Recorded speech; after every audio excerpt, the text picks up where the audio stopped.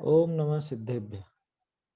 मंगलमय मंगलकरण वीतराग विज्ञान नमो ताहि जाते भये अरहंतादि महान करि मंगल करि हो महाग्रंथ करण को काज जाते मिले समाज सब पावे निज पद राज।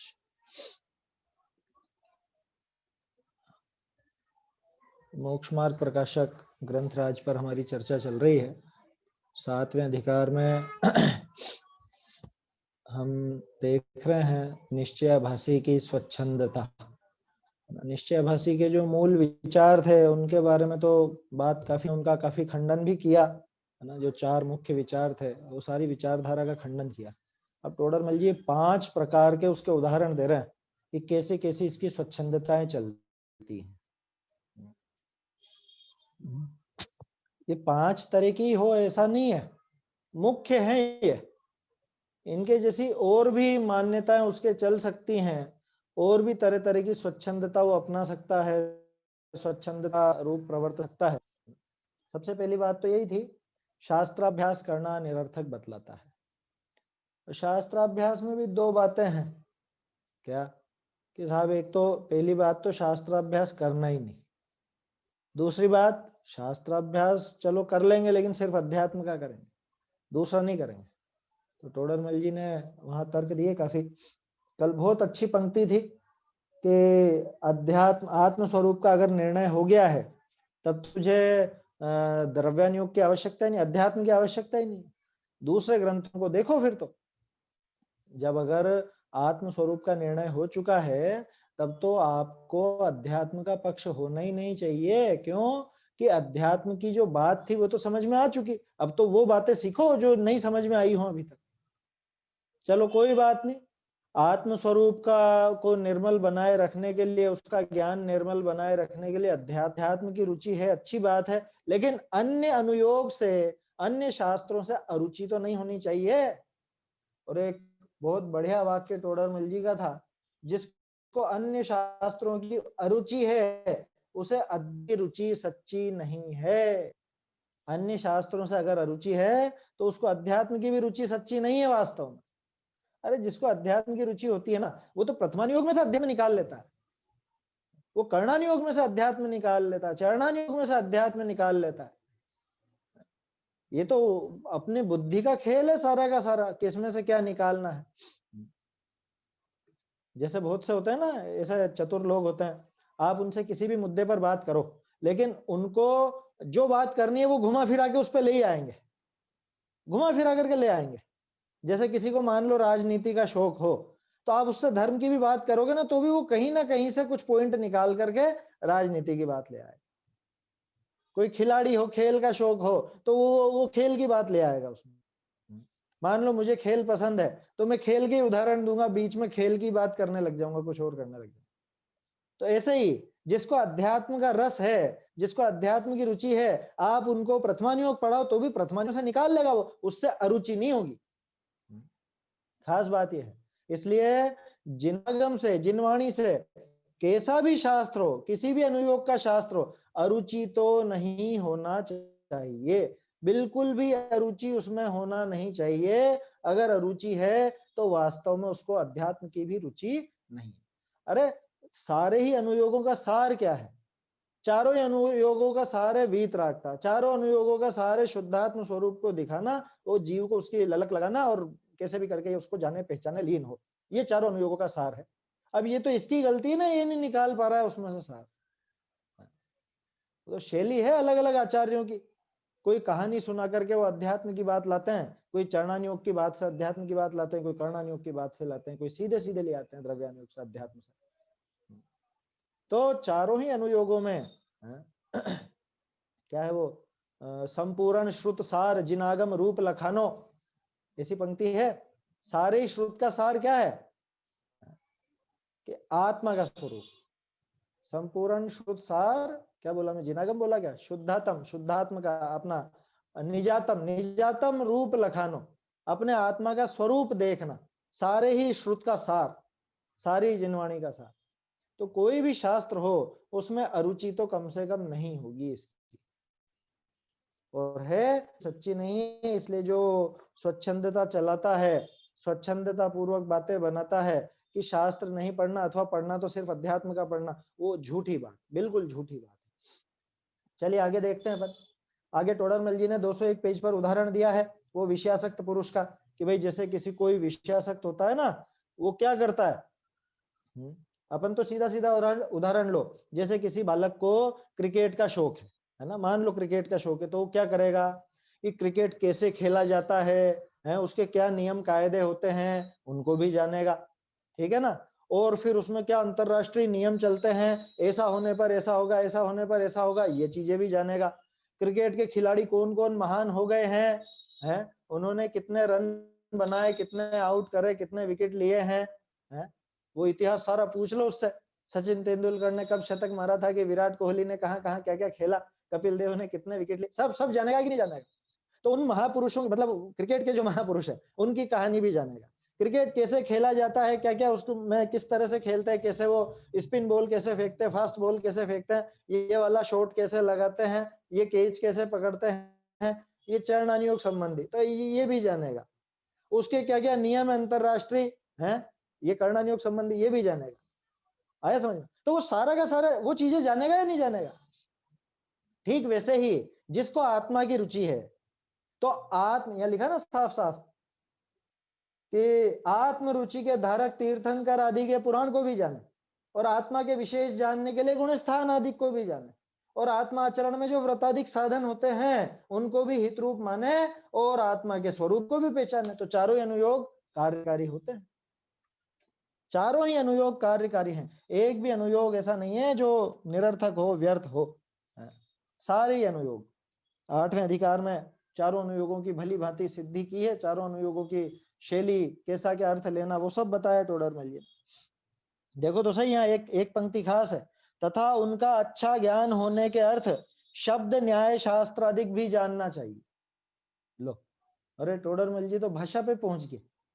अभी तो हम यही पढ़ने में जोर आता है हमको, अब तो टोडरमल जी कह रहे हैं थोड़ा बहुत संस्कृत प्राकृत वगैरह भी सीख लो, व्याकरण भी सीख लो, न्याय भी सीख लो, थोड़ा थोड़ा, ज्यादा नहीं। क्यों? कि उनका अच्छा ज्ञान होने के लिए, किनका? शास्त्रों का, कि चक्कर में नहीं आ जाए, इसलिए इतना ज्ञान तो होना चाहिए। क्योंकि देखते हैं ना हम कई बार, मूल ग्रंथ में लिखा कुछ और है, अनुवाद करने वाले ने अपने मन से कुछ भी घुसा दिया, और ऐसे चल पड़ती है वो बातें।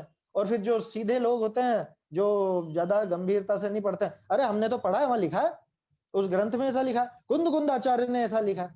अरे कुंद आचार्य ने लिखा ही नहीं भैया वैसा, वो तो अर्थ करने वाले ने लिख दिया कुछ भी मन से। बहुत सी चीजें हैं ऐसी जो अभी समाज में फैली हुई है, बहुत सी बातें, अब वहां लिखा नहीं है और फिर भी उसके नाम से प्रचलन में आ गया। तो ऐसी ठगाई में ना आ जाए, इसलिए थोड़ा बहुत, है ना, जितना भी बन सके थोड़ा सीखना समझना चाहिए। जो अभी युवा हैं या जो छोटे बच्चे हैं, उनको बचपन से ही संस्कृत आदि तो अच्छी पढ़ाना ही चाहिए। दूसरी चीजें भले पढ़ाओ, लेकिन संस्कृत जरूर पढ़ाओ, है ना। प्राकृत तो धीरे धीरे सीख जाएंगे, कोई बड़ी बात नहीं है, संस्कृत आ जाए तो प्राकृत भी कोई कठिन नहीं होती। शब्द भाषा का ज्ञान सबसे अच्छा ज्ञान है लौकिक ज्ञान में, मैं ऐसा समझता हूँ। भाषाओं का जो ज्ञान है ना, अगर लौकिक ज्ञान ही करना है तो लौकिक ज्ञान में सबसे बढ़िया भाषा। क्यों? क्योंकि सारे ज्ञान के दरवाजे भाषाओं से खुलते हैं। भाई कुछ भी होगा तो भाषा में ही लिखा जाएगा, किसी न किसी भाषा में। तो अगर आपको संस्कृत आती है, प्राकृत आती है, हिंदी अच्छी, हिंदी का ज्ञान है, तो आप कभी चक्कर में नहीं आओगे, बिल्कुल उसका सही सही अर्थ समझ में आ जाएगा। अरे अभी अपन ये ढूंढारी पढ़ रहे हैं, मान लो अगर थोड़ा बहुत भी अपने को ये ढूंढारी पढ़ना नहीं आता, तो ये मजा कहाँ आता फिर अपना। टोडरमल जी की मूल बात कहाँ पकड़ में आती। इसलिए थोड़ा बहुत तो होना चाहिए, है ना। जिनकी आयु ज्यादा हो गई है, या जो थोड़ा सा अब क्या कहें, अभी जैसे ज्यादा याद नहीं रह पाता है, वो भले ना करें, अब उनका लिए नहीं है। लेकिन जो अभी नए हैं, यूं समझ लो 35-40 तक की उम्र के भी हैं, या छोटे बच्चे हैं, उनको तो बचपन से ही ये शिक्षा देना कि भैया सबसे पहले भाषाएं सीख। बच्चों से एक है ना, तू साइंस में फेल हो जाएगा कोई दिक्कत नहीं, हिंदी में कम नहीं होना चाहिए नंबर, संस्कृत में कम नहीं होना चाहिए। लौकिक बात बता रहा हूं, है ना, हालांकि वो इतनी महत्वपूर्ण नहीं है, लेकिन फिर भी जरूरी है। क्यों जरूरी है? देखो मुसलमान होते हैं ना, मुसलमानों को उर्दू आती है, क्यों? कि उनका धर्म ग्रंथ उसमें लिखा है। सिख होते हैं, सिखों को उनकी भाषा कौन सी, वो गुरुमुखी जो होती है, पंजाबी जिसको आप बोलते हो, वास्तव में गुरुमुखी है। गुरुमुखी तो लिपि है, सॉरी, गुरुमुखी लिपि है, और वो उनकी भाषा जो भी पंजाबी है वो उनको आती है, क्योंकि उनका गुरु ग्रंथ साहिब उसी में है। ईसाई है, उनको अंग्रेजी आती है, उनका बाइबल उसमें है। जैन की भाषा जैन को नहीं आएगी तो कौन कौन परवाह करेगा, कौन पढ़ेगा? जैन की भाषा संस्कृत है, प्राकृत है, वैसे प्राकृत मुख्य है, फिर भी संस्कृत में भी अपने बहुत सारे ग्रंथ हैं। तो ये दोनों भाषाओं का ज्ञान तो बच्चों को बचपन से देना ही चाहिए। और सिर्फ इतना ही नहीं, टोडरमल जी ने तो क्या कहा, शब्द न्याय शास्त्र आदि, थोड़ा बहुत न्याय के ग्रंथ, जैसे अभी वो कक्षा चलती है ना, न्याय दीपिका की कक्षा चलाते हैं वीर सागर जी भाई साहब, है ना। और भी आप्त परीक्षा वगैरह तो खैर ग्रंथ है, लेकिन न्याय दीपिका बेसिक ग्रंथ है, बिल्कुल बेसिक, आसानी से किसी को भी समझ में आ जाए ऐसा ग्रंथ। तो थोड़ा बहुत ज्ञान तो इनका होना ही चाहिए। क्यों? कि इनका अगर अच्छे से ज्ञान हो तो आपको समय सार आदि का अर्थ विशेष ख्याल में आएगा, अच्छे से ख्याल में आएगा उसमें। इसलिए थोड़ा बहुत अभ्यास अपने को करना चाहिए। और साहब बहुत कठिन है, बहुत कठिन है। हम लोग जब शास्त्री कर रहे थे, जब 11वीं में भर्ती हुए, तब हमारे दोस्त होता, अरे संस्कृत पढ़ता है, संस्कृत समझ में ही नहीं आती है, संस्कृत आनी तो आनी, नहीं तो भूल जानी है। ऐसा करते थे, तत्ते तानी, संस्कृत आनी तो आनी, नहीं तो भूल जानी। अरे संस्कृत बहुत सरल भाषा है, सीखने लगे तब पता चलता है। नई नई तो जब भी शुरुआत करेंगे तब तो कठिन लगेगी ही सही, लेकिन जब अपन उसमें प्रवेश कर जाते हैं तब पता चलता है कि ऐसी कोई कठिन नहीं है भाई। वैसे भी जो चीज नियम से बंधी हुई हो, जिसके फिक्स नियम हो, वो कठिन नहीं होती है, क्योंकि फिक्स नियम है उसके। जैसे 2 और 2 कितने होते हैं? 4 ही होंगे, 5 नहीं होंगे कभी भी।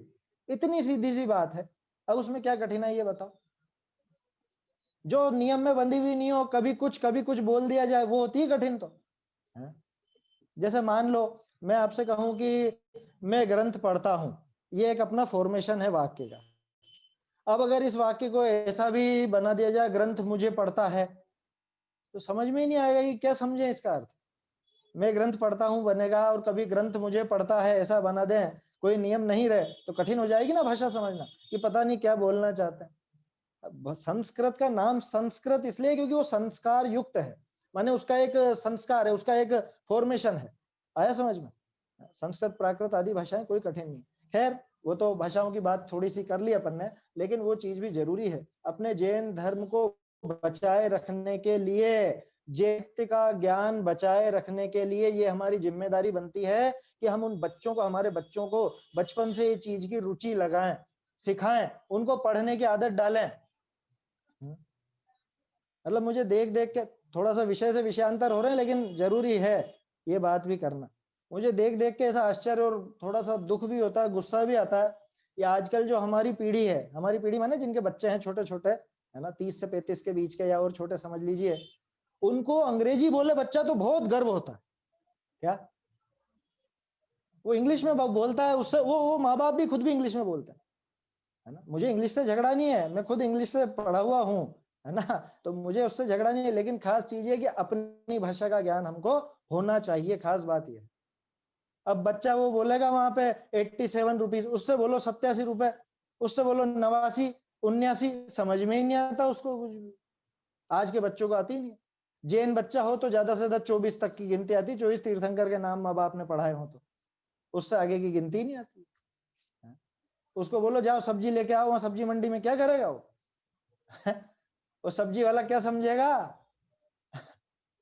वो क्या क्या बोलेगा, लौकी को क्या बोलेगा? वो तो बोलेगा मतलब सब्जी वाला जो है वो पता नहीं कुछ बोलेगा, और ये तो उसको है लूफा दे दो या वो गोड़ दे दो, क्या बोलेगा वो इंग्लिश में, वो क्या समझेगा उसकी भाषा। लेकिन माँ बाप को बड़ी खुशी होती है। मुझे झगड़ा नहीं है किसी भी भाषा से, भाषा का ज्ञान होना चाहिए, लेकिन आप पहले पहल मातृभाषा जो है वो सिखाओ। पहले पहल जो अपने धर्म की, अपने शास्त्रों की भाषा है वो सिखाओ। क्यों? क्योंकि अगर वो नहीं सीखा तो जीवन में अपने वाले ज्ञान से वंचित रह जाएगा, बाकी दुनिया भर का ज्ञान कर लेगा करेगा तो। अरे हमारे आचार्यों ने मूल जो भाषा है, जिस भाषा में ग्रंथ लिखे हैं, कम से कम वो भाषा पढ़ना तो आना चाहिए। अब कुछ लोग इसमें क्या, इस बात से प्रेरणा लेकर के ऐसे हो जाते हैं, चलो भक्तामर याद करो, अरे पहले उसको अर्थ तो समझाओ भाई, है? लोगों को उसमें भी बहुत खुशी होती है, हमारे बच्चे ने पूरा भक्तामृत याद कर लिया।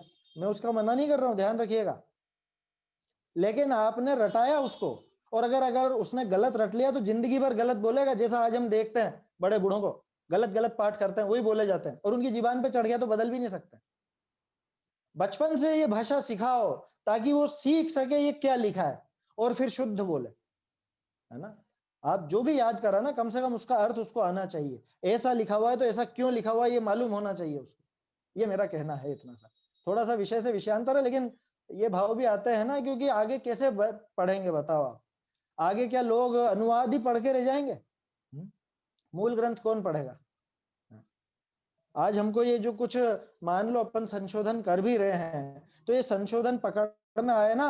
अब मान लो ये ढूंढारी कोई पढ़े ही नहीं, अपन भी अगर ये चर्चा ना करें तो हिंदी से ही पढ़ ले, तो जो अनुवाद होते आ रहे हैं, अब अभी तो ये छपे जिसमें जो रही सो रही गलतियां, इसके बाद में जो छपेंगे उनमें और ज्यादा रहेंगी, फिर क्या होगा आगे।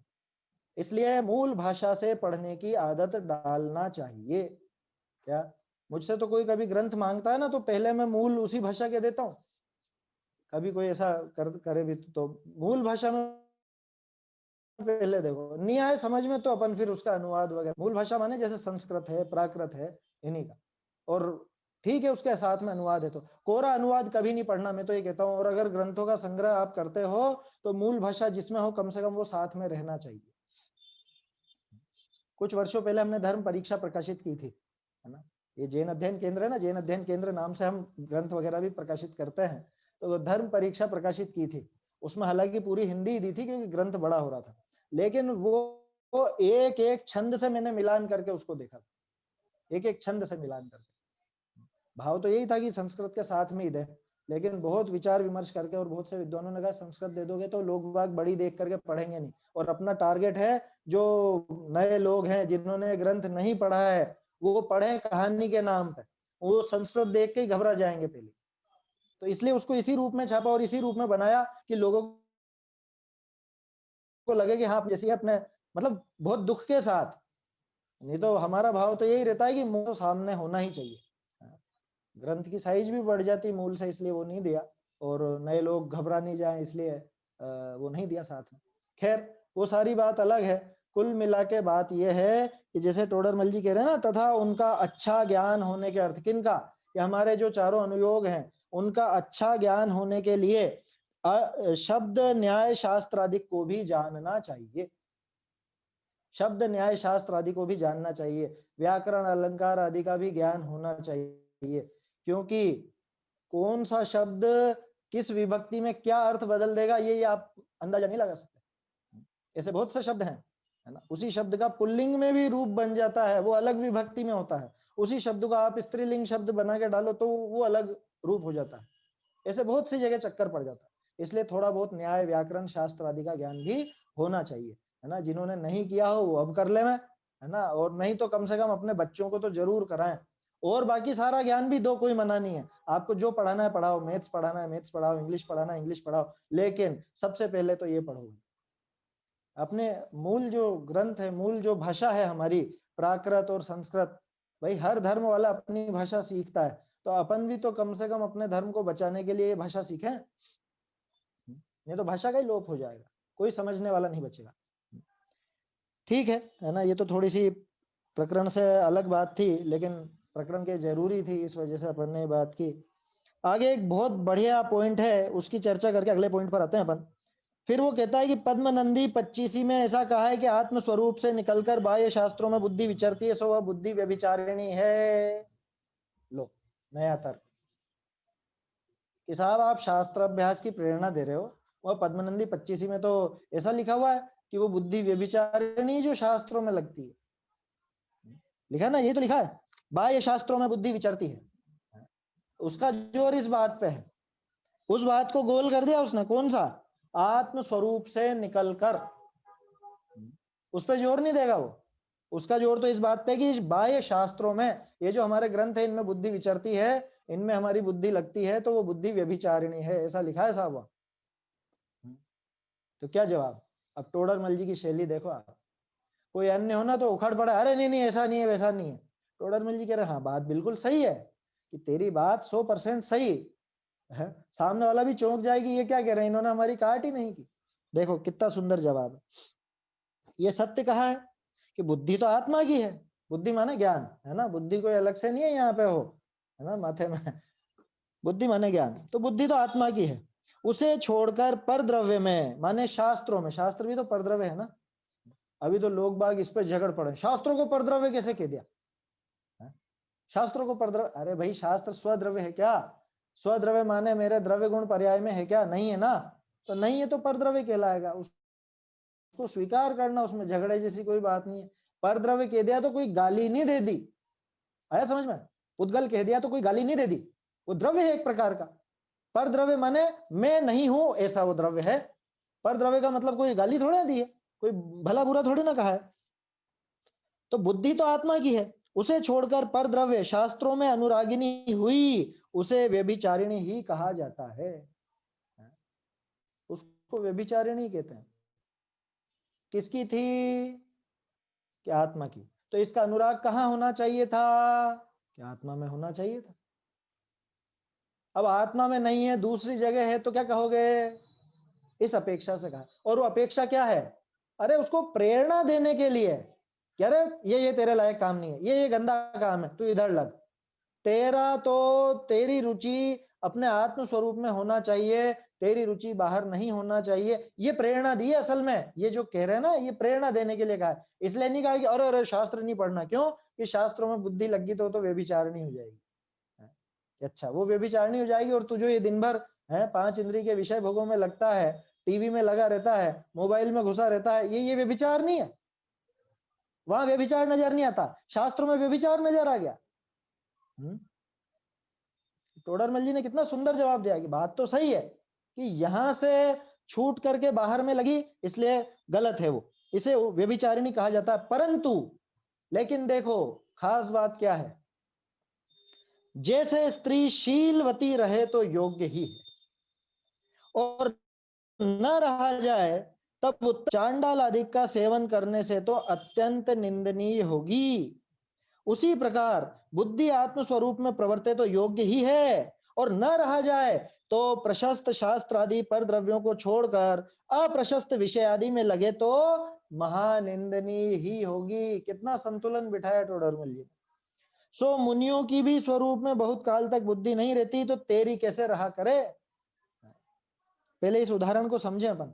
इस उदाहरण को बहुत से अलग अर्थ में ले लेते हैं, मैंने देखा बहुत सी बार कुछ विद्वान के इस तरह से अर्थ ले लेते हैं, जैसे स्त्री शीलवती रहे तो योग्य है। क्या मतलब शीलवती रहेगा, क्या मतलब है? बहुत से ऐसा भी अर्थ करते हैं इसका कि जैसे कोई स्त्री है ना, कोई महिला है शादीशुदा, अब वो किसी अन्य के साथ उसका कुछ प्रेम प्रसंग बन गया, तो अगर ऊंचे व्यक्ति के साथ बनेगा तो निंदनीय नहीं होगी, चांडाल आदि के साथ बनेगा उसका प्रेम प्रसंग तो निंदनीय होगी, ऐसा? अरे ब्याहता स्त्री तो पर पुरुष कोई भी हो, है ना। ये शीलवती का मतलब क्या? शीलवती का मतलब ब्रह्मचारिणी, आया समझ में? शीलवती का अर्थ ब्रह्मचारिणी से है, ये बिठा लेना दिमाग में। बहुत से ऐसे कर देते हैं अर्थ कि मान लो कि कोई ऐसा भी अर्थ करते हैं कि किसी व्यक्ति, कोई व्यक्ति है, उसकी वो अपनी नौकरी करने के लिए वो तो गया परदेश में, अब यहाँ पे उसकी पत्नी किसी अन्य पुरुष के साथ उसका कुछ ऐसा संबंध बन गया, तो अगर अच्छे व्यक्ति के साथ, ब्राह्मण आदि के साथ संबंध बनेगा तो निंदनीय नहीं होगी। ये कहां से ले आए बात? पूरा उल्टा बना दिया, इस उदाहरण को ही तोड़ दिया उन्होंने, एक तरह से खत्म कर दिया उदाहरण। उदाहरण सीधा सा है कि भाई अगर वो ब्रह्मचारिणी रह सके तो वो तो क्या, ब्रह्मचर्य श्रेष्ठ है। भाई हम विवाह क्यों करते हैं? हम ब्रह्मचर्य से नहीं रह पाते जीवन भर, तो विवाह करते हैं। अब विवाह करूं और विवाह में भी मान लो कि कोई ऐसे ही, अब क्या कहें, देखो अब तो खुल के कह भी नहीं सकते हैं, कोई ऐसे हल्की जाति का या ऐसे ऐसे किसी से विवाह कर ले में, तो फिर तो निंदनीय होगी। शादी करनी है साहब, ठीक है ना, मैंने तो लड़की पसंद कर रखी है, मैं तो इसी से करूंगा। कौन है लड़की? कि जैन नहीं है, कोई अजैन है, कोई निम्न है, तो तब तो निंदा योग्य ही होगा। इसको इस तरह से घटाना आज के जमाने में। पुरुष की जगह स्त्री का ले लेना, कोई लड़की जिद पकड़ बैठी कि मैं तो शादी करूंगी और इसी से करूंगी। किससे करूंगी? उसका वो जो उसने पसंद कर रखा है, पहली बात तो अपने समाज में एकाएक तो आजकल मतलब अभी तक ऐसा नहीं होता कि अपनी पसंद से कर ले। माँ बाप जो पसंद करते हैं, भाई जो पसंद करता है उससे शादी करती है सामान्य रूप से। फिर भी मान लो, है ना, मान लो उसने खुद ने पसंद कर रखा हो, और पसंद अगर जैन ही कर रखा हो तब तो चलो ठीक है, कोई दिक्कत नहीं है, ठीक है, वहां तक तो चल जाएगी बात, ओके। लेकिन अगर कोई जैन नहीं कर रखा हो पसंद, और कोई ऐसा कर रखा हो जो सब कुछ खाता पीता हो, तब क्या कहेंगे कि ये तो महाव्यभिचारिणी, महानिंदनीय काम करा, है ना, कुल पर कलंक लगाया, यही कहा जाएगा ना। श्रेष्ठ क्या बात है बताओ, कि श्रेष्ठ तो वो है कि ये ब्रह्मचर्य से रहे।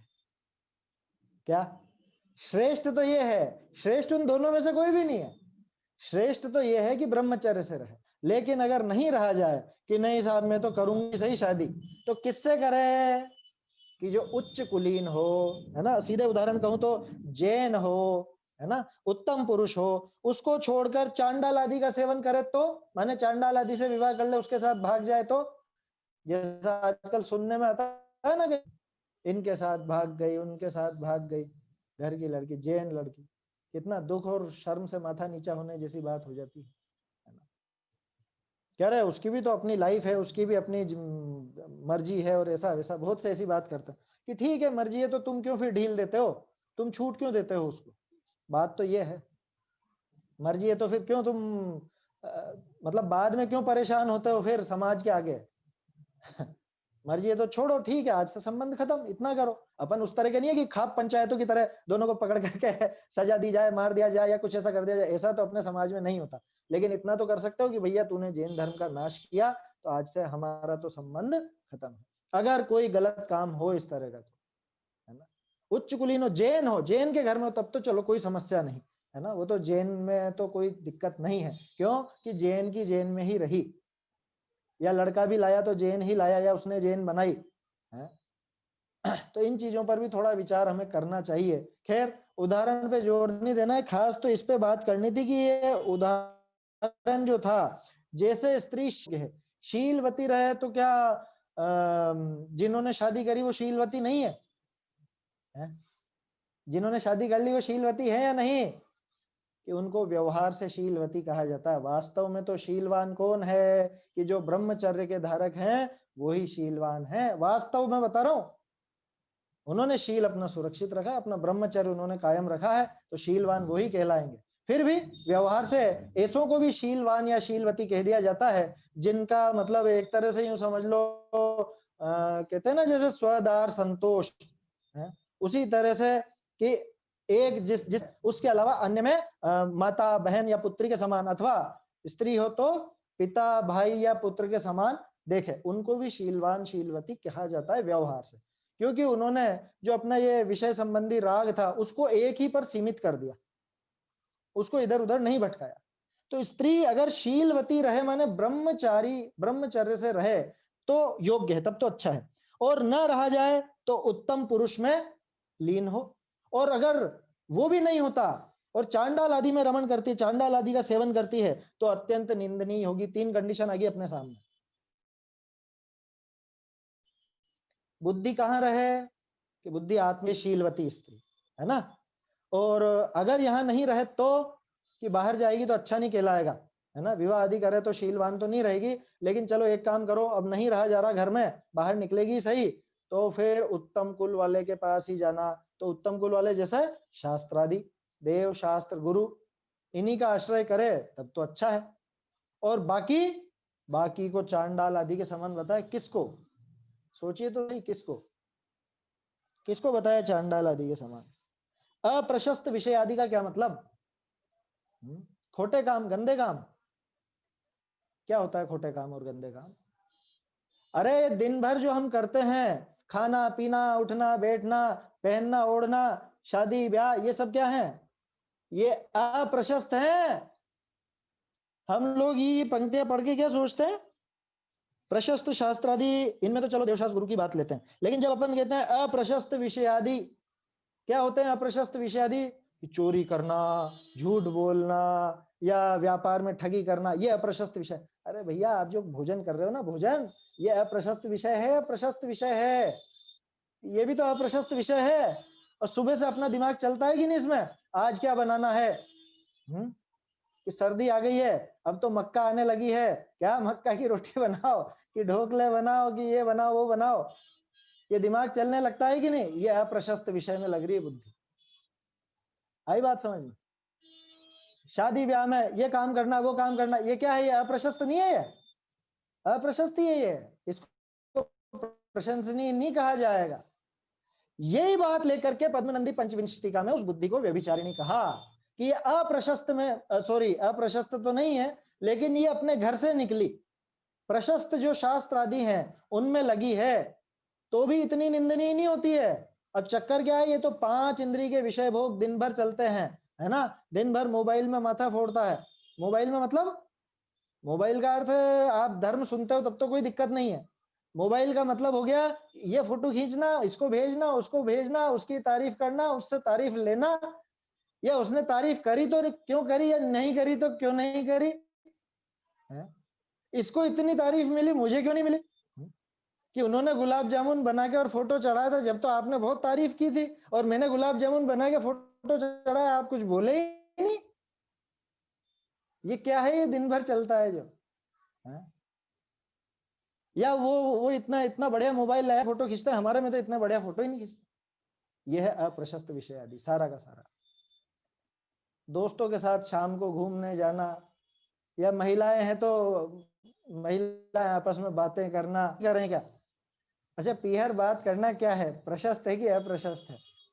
देखो, मैं तो उदाहरण ले रहा हूँ सामान्य रूप से, मेरा किसी से कोई झगड़ा नहीं है ना? वो तो सारे काम सभी घरों में होते हैं, लेकिन हमको ये डिफरेंशिएट करना आना चाहिए, ये अंतर डालना आना चाहिए कि इनमें से प्रशस्त क्या है और अप्रशस्त क्या है। अप्रशस्त कहते हमारे दिमाग में क्या आता है?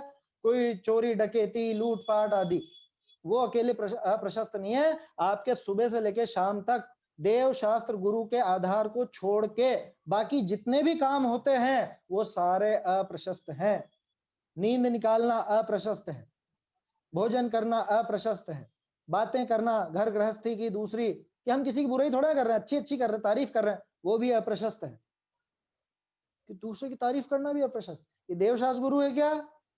देवशास्त्र गुरु की तारीफ करो तो प्रशस्त है, सामान्य किसी व्यक्ति की करोगे वो अप्रशस्त है। यहां तो उससे ऊंची बात चल रही है कि तू तो प्रशस्त में भी क्यों, तू तो अंदर रहना। तो किसकी है वो बुद्धि, किसकी है? कि बुद्धि तो आत्मा की है, तो कहाँ रहना चाहिए? कि आत्मा में रहे। ज्ञान किसका है? ज्ञान आत्मा का है। तो ज्ञान किसको जाने कायदे से? कि खुद को जाने। इसको यूं समझिए, कोई व्यक्ति हो, है ना, अब वो दिन भर उसके घर पे जो बालकनी है वहां पे बैठा रहता हो, देखता रहता हो, पड़ोसी के मकान में ये हो रहा है, उसके यहाँ ये हो गया, उसकी शादी हो गई, उसके यहाँ मर गया, बाजार में इतने इतने लोग निकल रहे हैं, कोई त्योहार आ गया है, ये हो गया वो हो गया, और खुद के घर में क्या हो रहा है वो पता ही नहीं। दिन भर बालकनी पे बैठा रहता है, बाहर देखता रहता है, दूर से क्या खा रहा है, और घर में क्या हो रहा है उसकी कुछ खबर नहीं। क्या मतलब? अरे हम सभी क्या कर रहे हैं और बताओ आप, हम क्या कर रहे हैं? ये हमारा ज्ञान है, ये ज्ञान उस आदमी की तरह बालकनी पे बैठा बैठा बाहर ही तो देख रहा है। ये 5 इंद्रिय बालकनी है, और पांचों इंद्रिय के जो विषय भोग हैं उनमें ये पूरी बुद्धि जा रही है, ये ज्ञान चारों तरफ उन्हीं में लग रहा है। अंदर अपने घर में क्या है वो तो देख ही नहीं रहा, यहाँ क्या माल पड़ा हुआ है, कितनी अनंत गुण है, वो शक्तियां हैं, उनकी तरफ देखता ही नहीं है, और बालकनी से बाहर झांकता रहता है। ये स्पर्श, ये रस, ये गंध, ये वर्ण, ये शब्द, ऐसा इन्होंने कहा, या ऐसी ठंड पड़ रही है, ऐसी गर्मी हो रही है, या ये साड़ी का रंग अच्छा और ये साड़ी का रंग खराब, नहीं होता ये सब। ये उस बालकनी पे बैठे हुए आदमी की तरह है, दिन भर बाहर देखता है, अंदर की तरफ नहीं देखता। इसीलिए तो वहां आचार्य को लिखना पड़ा, मति ज्ञान की समस्त बुद्धियों को समेट कर वो चारों तरफ से दिमाग हटाकर, और ऐसे ही शुद्ध ज्ञान की भी सारी बुद्धियों को इधर लगाकर, है ना, आत्मानुभव की विधि 144 गाथा में, और रहस्यपूर्ण चिट्ठी में भी समझाया उसी। तो क्या कह रहे हैं कि भाई जैसे स्त्री शीलवती रहे तो योग्य ही है, और न रहा जाए तो क्या करे, कि पहली बात है। और अगर नहीं रहा जाता तो भैया एक काम करो, उत्तम पुरुष का सहारा लो, है ना, नीच पुरुष का सहारा नहीं लेना। ठीक है, सही, अगर बाहर निकल रहे हैं, ये तो मुनिराज के लिए होगी शायद बात, अरे मुनिराज के लिए नहीं, अपने लिए भी यही बात है? मुनिराज को ही पाप बंधेगा क्या उन चीजों में, अपने को नहीं बंधेगा, अपने छूट है बाकी सब। जो उनके लिए निंदनीय है वो तो हमारे लिए पहले निंदनीय है। आया समझ में? तो जैसे स्त्री शीलवती रहे तो योग्य है, नहीं रहा जाए तो उत्तम पुरुष को छोड़कर चांडाल आदि का सेवन करने से तो अत्यंत निंदनीय ही होगी। उसी प्रकार बुद्धि आत्म स्वरूप में प्रवर्ते, यहां लगे अंदर में तो योग्य है, और न रहा जाए तो कहां लगे, देवशास्त्र गुरु की तरफ लगो भैया। प्रशस्त जो शास्त्र आदि परद्रव्य, अभी शास्त्र स्वाध्याय का अभ्यास का प्रकरण है तो उसी की बात कर रहे हैं कि वहां लगो, अभ्यास करो। क्या करें साहब, सो के उठ गए, क्या करें कि वापस सो जाओ, ऐसा? कि सो के उठ गए तो अब एक काम करो, कुछ पढ़ लो, स्वाध्याय करो। कि नहीं, स्वाध्याय में मन नहीं लगता, स्वाध्याय में मन नहीं लगता तो आत्मा का चिंतन करो, विचार करो, कि उसमें नहीं लग रहा तो देवशास्त्र गुरु का कुछ ना कुछ भक्ति आदि कर लो। मतलब कहने का अर्थ यह है कि या तो यहां या फिर वो प्रशस्त विषयों में, बस इससे बाहर नहीं निकलना चाहिए। ये आदर्श स्थिति है ना। अब हमारी भूमिका ऐसी है कि अशुभ भाव भी होते हैं, अप्रशस्त विषयों में भी लगा जाता है, लेकिन क्या उसको हम प्रशंसनीय कह दें? प्रशंसनीय तो कभी भी नहीं कहलाएगा, है तो अप्रशस्त ही। आया समझ में? है तो अप्रशस्त ही। भोजन करने में पुण्य बंधता है कि पाप बंधता है? बहुत से लोग, अरे इसमें क्या पाप कर दिया क्या हमने, इसमें खाना खाने में भी पाप हो गया, ये तो पुण्य होता होगा फिर, है? कि खाने में भी पाप ही है। अच्छा, अब प्रश्न बदल देता हूं, शुद्ध भोजन करने में पुण्य लगता है कि पाप लगता है? अब बहुत से असमंजस में पड़ गए, पुण्य बोले कि पाप बोले। शुद्ध भोजन कर रहे हैं, मर्यादा का बिल्कुल, है कि भोजन का जो भाव है, भोजन का भाव मात्र ही पाप है। आया समझ में? अब उसमें एक चीज जोड़ लेना कि अब खाना तो खाते ही हैं, देखो खाने का भाव तो आता है क्योंकि उसके बिना रहा नहीं जाता, शरीर की स्थिति चलती नहीं है, आकुलता बढ़ती है, ठीक है, तो खाते तो हैं, लेकिन क्या करें कि ऐसा काम करो जिसमें हिंसा कम से कम हो, ऐसा काम करो जिसमें कोई जीवों का घात नहीं हो, बहुत कम जीवों का घात हो। घात होगा ये तो पता है अपने को, क्योंकि भोजन बिना जीवों के घात के हो ही नहीं सकता। एक इंद्रिय जीवों का ही होता तो है ना, भोजन पकाने में अग्नि जलाते उसमें ही होगा, जो अनाज आया है वो भी, उसके पैदा होने में भी हिंसा तो हुई है। तो जिसमें कम से कम हिंसा हुई हो वो काम कर लो। तो अपन जो बड़े बड़े अभक्ष हैं वो छोड़ देते हैं, है ना, रात्रि भोजन आदि नहीं करते हैं, भक्ष्यों में भी मर्यादा ले लेते हैं। जैसे अभी अष्टानिका थी तो बहुत से लोगों ने हरित काय का त्याग कर रखा था, है ना, या लिमिट में कर दी थी, भाई 3 हरी, 3 से ज्यादा नहीं खाएंगे, 4 से ज्यादा नहीं, 5 से, जो भी है जिसने जैसा किया हो। तो भोजन का भाव तो पाप का ही है, लेकिन उसमें जो जीव दया का भाव शामिल हुआ, तो जितना वो जीव दया का भाव है उस अनुपात में पुण्य भी साथ में चलता, तो वो मिश्रित परिणाम है। आया समझ में? वो मिश्रित परिणाम है, भोजन का तो पाप का ही है, जीवों को बचाने का है वो पुण्य का है, ऐसा समझना इसमें बारीकी से। तो वो सब विषयों में अगर लगती है बुद्धि तो महानिंदनीय ही होगी। सो मुनियों की भी स्वरूप में बहुत काल बुद्धि नहीं रहती। लो, इससे क्या करना, कह रहे तो मुनिराज भी शास्त्र स्वाध्याय में लगते हैं, ढील मत ले लेना, कह रहे मुनिराज की नहीं लगती तो हमारी भी नहीं लगती, नहीं लगती तो हम इधर उधर लगते हैं कि नहीं, यहीं पे चूक कर गए कि वो मुनिराज की जब बुद्धि आत्मस्वरूप में नहीं लगती तो मुनिराज क्या करते हैं कि अध्ययन करते हैं। कल हमने बात देखी थी ना, मुनिराज के तो 2 ही मुख्य कार्य हैं, ध्यान और अध्ययन। या तो आत्मा का ध्यान करते हैं, बाहर निकलता है उपयोग तो अध्ययन में लग जाते हैं कि वो अध्ययन भी वापस से अपन ध्यान कर सके, इसीलिए अध्ययन करते हैं। तो अध्ययन का वो सब्स्टिट्यूट ध्यान है, ध्यान का सब्स्टिट्यूट अध्ययन है, इस तरह से काम चलता रहता है, छठा सातवां चलता रहता है, ये विधि है।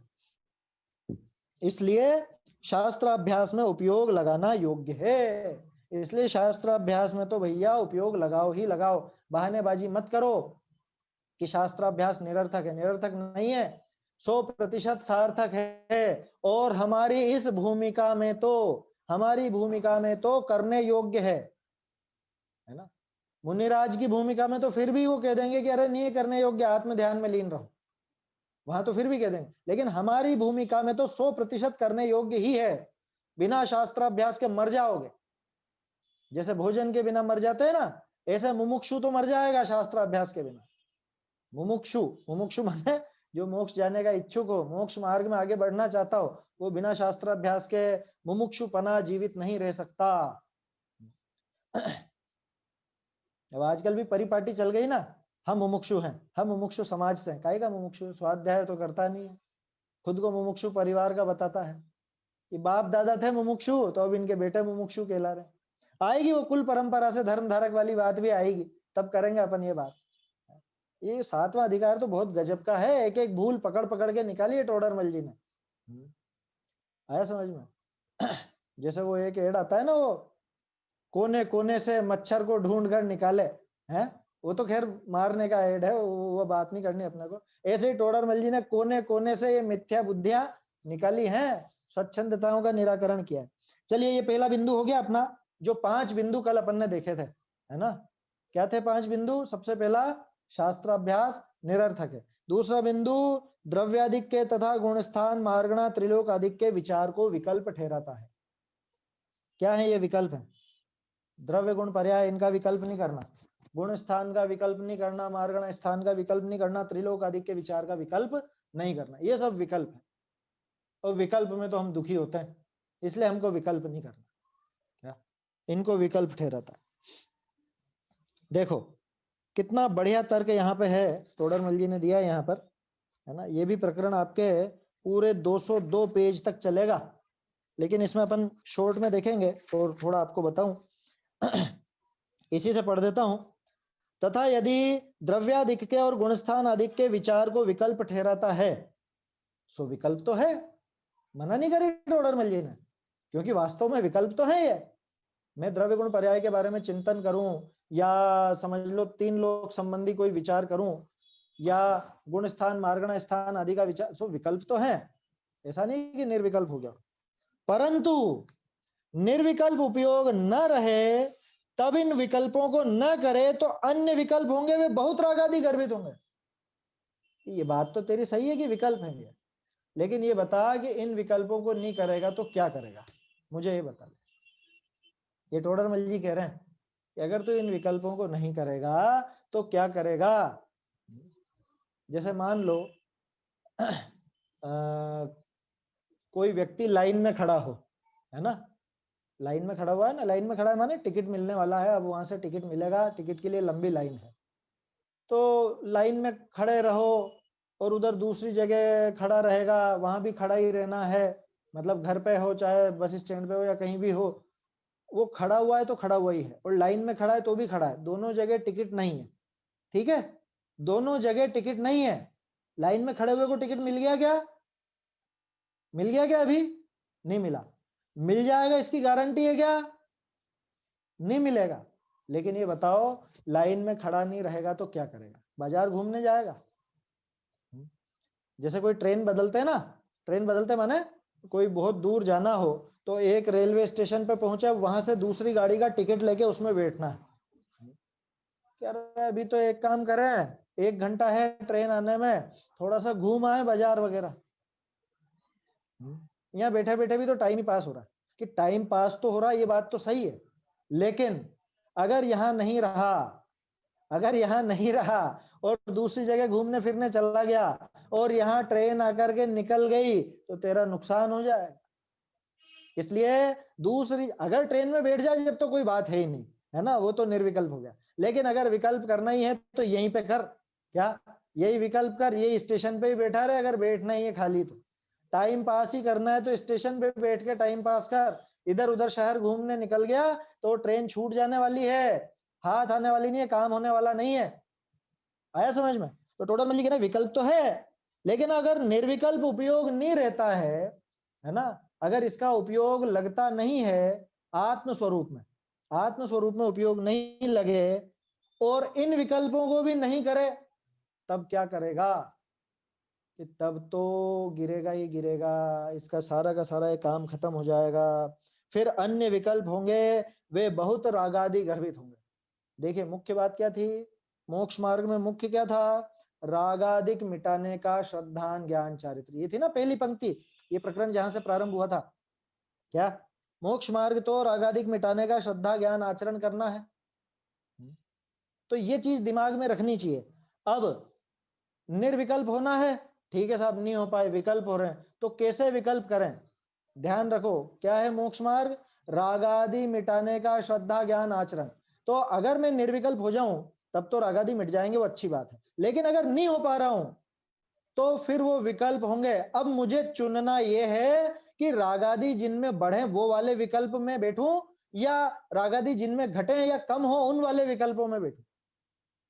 इन दोनों में से क्या चुने हम, कि भाई निर्विकल्प उपयोग रह जाए जब तो कोई दिक्कत नहीं, लेकिन निर्विकल्प उपयोग न रहे और इन विकल्पों को भी नहीं करे। कौन से विकल्पों को, द्रव्य गुण पर्याय को, गुण स्थान मार्गण स्थान आदि को, त्रिलोक आदि संबंधी जो बातें आती है शास्त्रों में, इनको अगर यहाँ उपयोग नहीं लगाए। कहने का अर्थ यह है कि ये सिद्धांत की बातों को नहीं सीखना समझना चाहे तो फिर कहाँ पे लगेगा उपयोग, बताओ।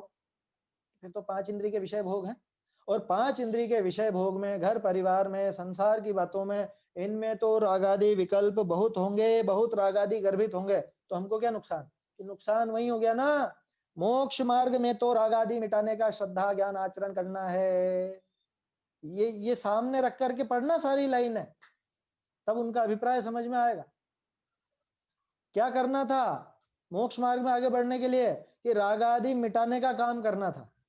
अब निर्विकल्प हो जाता जब तो कोई बात ही नहीं थी, निर्विकल्प नहीं हो रहा है तो कौन से विकल्प करूं, जिनमें रागादि बढ़े या जिनमें रागादि घटने की परंपरा मिले, जिनमें रागादि घट सके आगे वही करूं ना।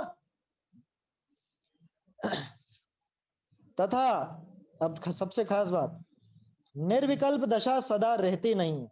क्यों, कि छद्मस्त का उपयोग एक रूप उत्कृष्ट रहे तो अंतर मुहूर्त रहता है। लो, उपयोग ज्यादा से ज्यादा कितनी देर लगेगा एक जगह पे, अंतर मुहूर्त। ये जो हमारी कक्षाएं होती है ना, लौकिक भी, लौकिक कक्षाओं में 40-40 मिनट के पीरियड होते हैं, पता है आपको क्यों होता है? क्योंकि इतना तो लौकिक भी जानते हैं कि पौन घंटे से ज्यादा ठहरता नहीं इनका दिमाग एक जगह पे और वो भी नहीं ठहरता तो भी नहीं ठहरता। ये अपन भी लगभग 45-50 मिनट की बात करते हैं, इससे ज्यादा समय अपन भी नहीं लेते यहाँ पे। इसीलिए क्या, छद्मस्त का उपयोग तो एक समय अगर मतलब एक जगह ठहरे तो अंतर मुहूर्त कंटिन्यू एक जैसा बन जाए, अंतर मुहूर्त तो केवल ज्ञान हो जाता है। फिर तो रहिए अनंत अनंत काल, फिर तो अनंत अनंत काल तक वैसा रहता है। तो वो बात तो यहाँ है नहीं, केवल ज्ञान तो है नहीं। और छद्मस्त है, छद्मस्त के एक ही जगह टिकेगा तो अंतर मुहूर्त से ज्यादा नहीं टिक सकता। अब आत्मा में तो टिका नहीं, ये कहना चाह रहे हैं टोडरमल जी ने, टोडरमल जी यहाँ पर, कि आत्मा में तो अंतर मुहूर्त से ज्यादा तेरा उपयोग रहेगा नहीं, और बाहर आएगा भाई या तो केवल ज्ञान लेके ही उठेगा तू, और अगर केवल ज्ञान लेके नहीं उठा तो निश्चित रूप से बाहर आएगा ही आएगा। अब ये बता बाहर कहाँ जाना है, प्लेटफॉर्म पे रहना है कि शहर घूमने जाना है? प्लेटफॉर्म पे रहे तो गाड़ी फिर मिल जाएगी, है ना, आत्मानुभव की गाड़ी फिर मिल जाएगी। लेकिन शहर घूमने निकल गया, 5 इंद्रिय के विषय ग्राम में उलझ गया, तब तो तेरी गाड़ी चली जाएगी। वहां विकल्प बहुत होंगे। तो निर्विकल्प दशा सदा एक सी नहीं रहती है, इसलिए उपयोग को ऐसी जगह पे लगा देना, है ना।